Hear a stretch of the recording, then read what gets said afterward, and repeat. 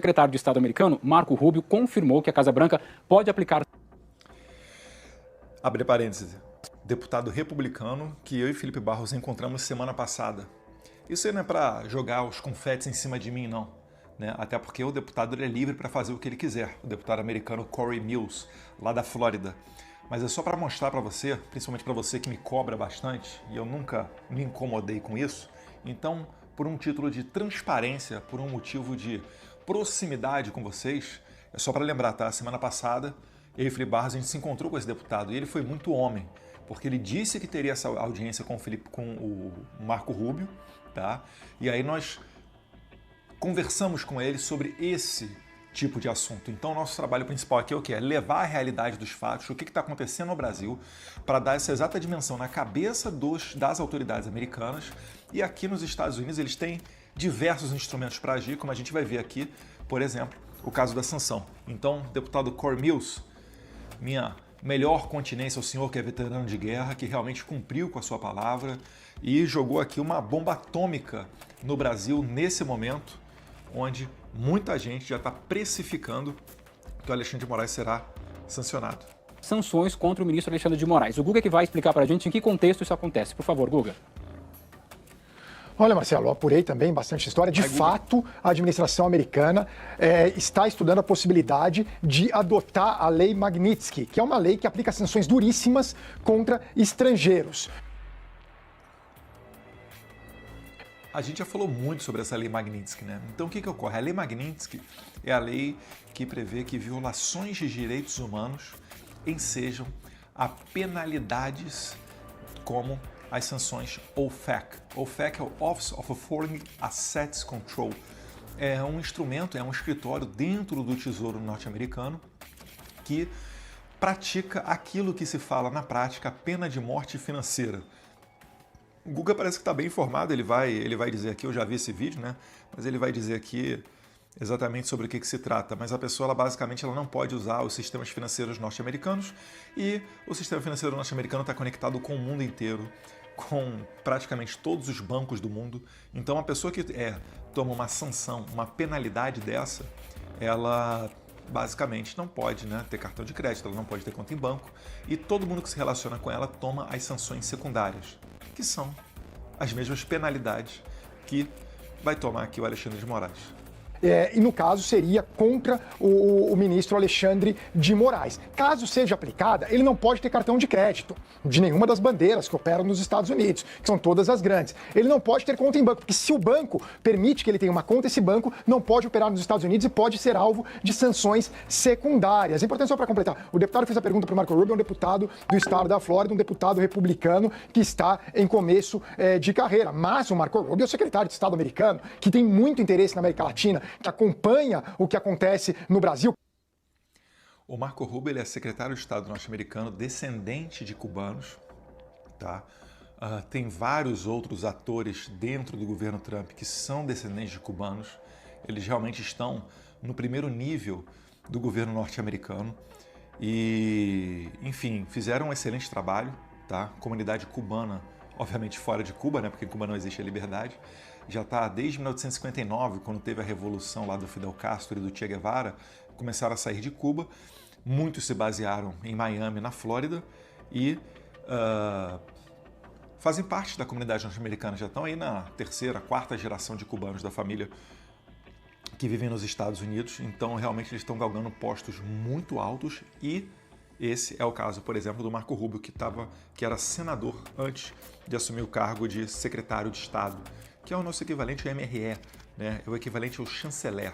Tem muitos contatos na América do Sul, inclusive também no território brasileiro. Eles estão sim de olho no ministro Alexandre de Moraes. Pode sim acontecer essas sanções serem aplicadas. Eu estava acompanhando agora os comentários da Eliane, da Flávia, as informações, toda a investigação do golpe, e chama atenção porque ele sofreria essas sanções porque ele não permite que cidadãos americanos e residentes permanentes, que são brasileiros também, que vivem nos Estados Unidos, no caso, o Paulo Figueiredo, o Rodrigo Constantino, tem o Orlando Santos, que daí eu não sei o status migratório dele especificamente.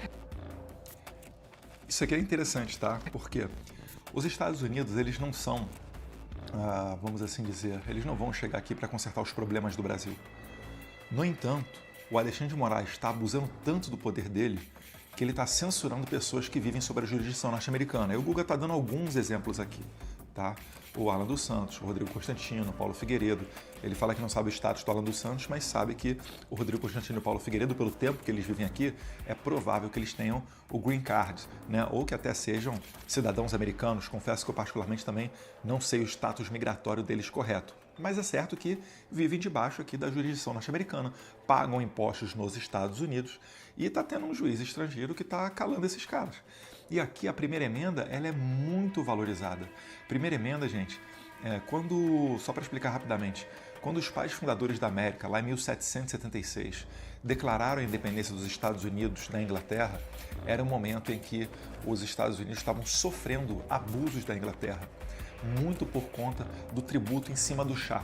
Então, fazendeiros comuns, como George Washington, se juntaram a outros, formaram uma milícia e partiram para fazer a independência dos Estados Unidos. Uma vez feita a independência dos Estados Unidos, eles fizeram uma Constituição e, na sequência, algumas poucas emendas.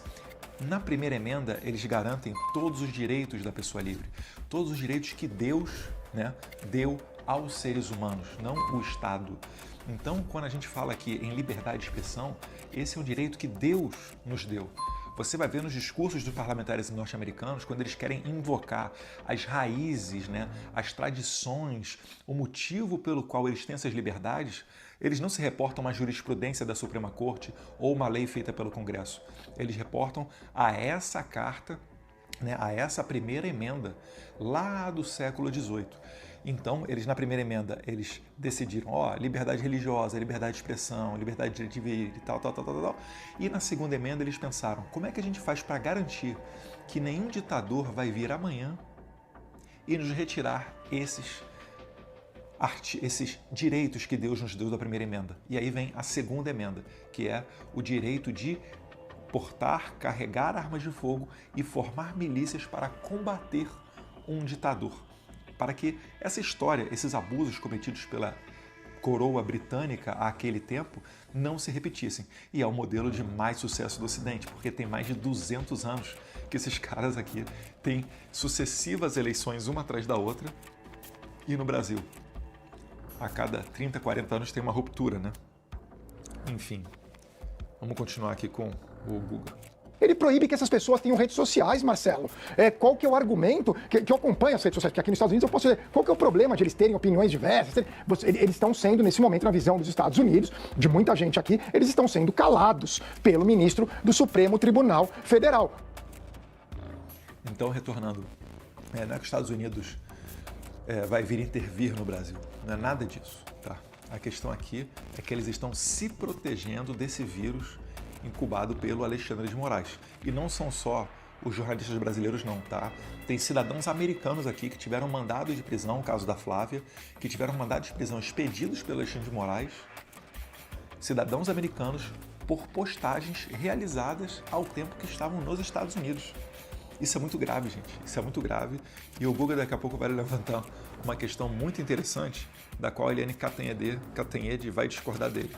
Hoje é ele, num outro dia pode ser eu, pode ser a Sandra Coutinho, pode ter uma pessoa que pega e não permita que eu tenha redes sociais, que eu possa me comunicar. Isso eu particularmente, daí agora é uma opinião pessoal, eu acho isso extremamente grave. Eu sou um grande entusiasta da primeira emenda da Constituição americana que garante a liberdade de expressão. Outro dia eu estava aqui defendendo o Mahmoud Khalil, que foi aquele estudante da Colômbia preso por expressar as opiniões dele sobre a guerra de Gaza e por criticar Israel. As pessoas têm que ter o direito à opinião. E por causa desse detalhe de bloquear especificamente essas 3 pessoas, ele pode ser alvo de sanções duríssimas, o ministro Alexandre de Moraes. Isso não é algo assim pequeno que está acontecendo. Insisto, foi o Marco Rubio, secretário de Estado americano, que foi senador e presidente da Comissão de Relações Exteriores do Senado, que fez essa declaração. Pode falar. Diga, Lili. Bem, primeiro, desculpa, Guga, mas eu vou discordar de você. Você que é meu amigo, querido amigo. Legítimo. E eu vou até pedir licença para dizer o seguinte. É muito comum que os jornalistas que moram nos Estados Unidos tenham essa visão de que pode tudo. Ela está basicamente falando o seguinte, sabe os pais fundadores da América que geraram, o sistema democrático mais permanente, mais estável do mundo, que já provou, passando por diversos momentos históricos, que é um sistema eficiente? Eu, Eliane Cantanhede, discordo desses caras. Eu falo, cara, por até discordar, né? Vamos ver os argumentos dela. Né? Pode tudo, podia tudo, porque agora o Trump diz, não pode, comigo não pode não. Aqui no Brasil, não é tão simples. Por quê? Porque uma coisa é você ter opinião, que é o que nós temos aqui, e nós todos somos muito críticos, né? Tudo que, por exemplo, vou citar um colega, tá aqui, o Trigueiro. O Trigueiro é muito crítico em algumas coisas. Ninguém proíbe o Trigueiro de falar, de escrever, de publicar nas redes. Agora, quando você começa a fazer ameaças aos ministros do Supremo, começa a falar mentiras sobre o sistema eleitoral brasileiro. Repara só, quando eles falam, estão fazendo fake news, estão fazendo isso, eles nunca provam, eles nunca demonstram lá o batom na cueca. O próprio Gulliver vai levantar daqui a pouco. Que ameaças, Eliane? Mostre as ameaças que o Paulo Figueiredo, o Rodrigo Constantino, que a Jovem Pan em 2022 estava fazendo, Alexandre de Moraes. Que ameaças? Que fake news? Quando você começa até a falar de familiares dos ministros do Supremo, né? Calma aí. Eu vi meu pai com peça teatral encenando a morte dele numa motociata. Eu vi o meu pai, o presidente da República, o pessoal jogando bola com a cabeça dele.